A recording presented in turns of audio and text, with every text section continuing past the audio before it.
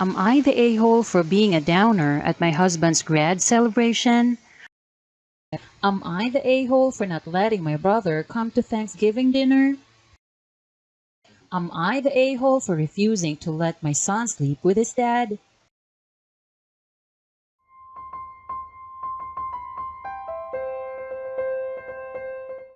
Am I the a-hole for being a downer at my husband's grad celebration?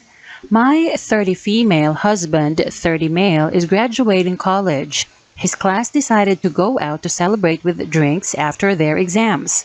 He said significant others weren't invited. I had a routine checkup with my primary just before the celebration started, and she found a lump on my breast. I'm young, but have a history of breast cancer on my mom's side. My aunt died before the age of 35 from it. She wanted me to get a biopsy that day and referred me to the correct place. It was going to be a few hours before they could see me as they were doing her a favor, and it was obviously short notice. I was a crying mess, so my husband reluctantly agreed for me to come wait with him at the bar for my appointment time. I got to the bar, introductions were made, and although I was quite scared, I felt I was nice to everyone and as talkative as I could be. I left my husband at the bar with his classmates and went for the biopsy, followed by a mammogram. It was terrifying, but my doctor was great and a nurse held my hand through it all. When I got home, my husband was pissed at me. Apparently, I offended his classmates because I was standoffish and rude to them, and in their words, just an overall downer that brought down the mood of the celebration. He said I embarrassed him and he regretted having me join them.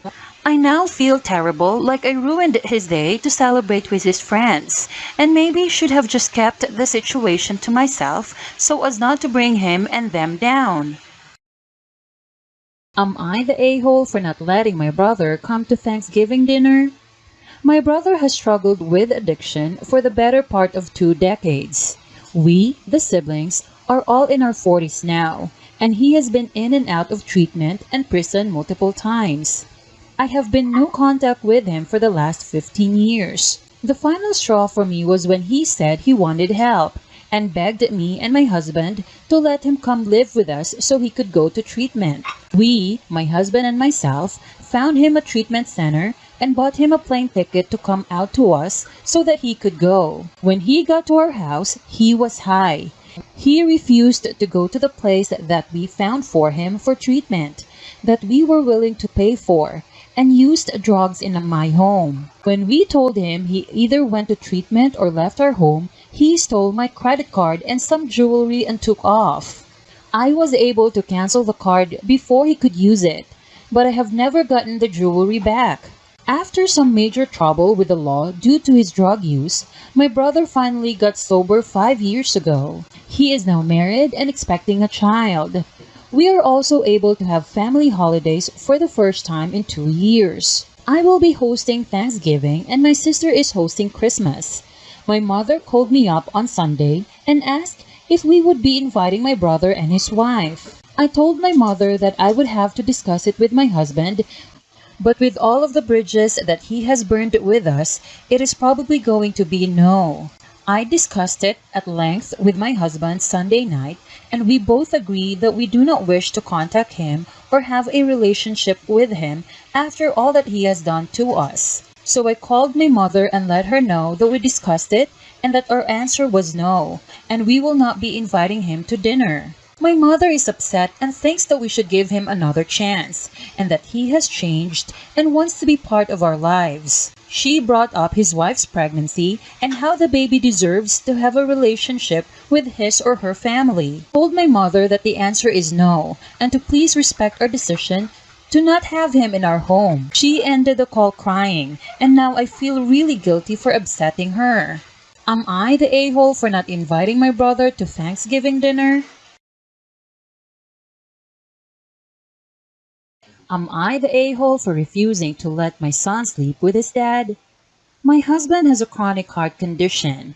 We sleep in separate rooms and he has the master bed for himself, and the reason for that will be mentioned above. We have two kids, and my husband recently has been wanting our son to sleep with him in bed, but I refused. My concerns were that our son might pull his dad's cannula or medical devices since he's done it before when he rolled in his arm.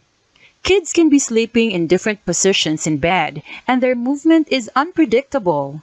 Besides, my husband used to be catheterized before he removed it and now occasionally wets the bed since he's too slow and unable to walk properly.